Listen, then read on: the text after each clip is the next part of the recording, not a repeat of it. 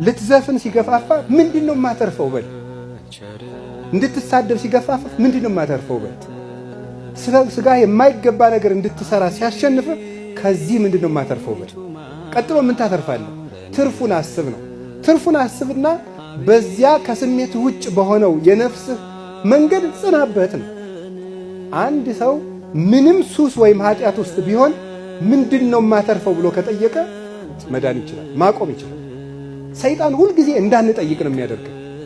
ድርጊቱን ብቻ እንድናስብ ነው የሚያደርገን እንጂ ከድርጊቱ በኋላ ያለውን ነገር እንድናስብ አያደርገን። ምንድነው ማተርፈው? መንግስተ ሰማያት። ምንድነው ማተርፈው? ጸጋ። ምንድነው ማተርፈው? ጤና። ምንድነው ማተርፈው? በእግዚአብሔር ዘንድ ያለ ባለሟልነት። ምንድነው ማተርፈው? ረድኤት። ምንድነው ማተርፈው? እድሜ።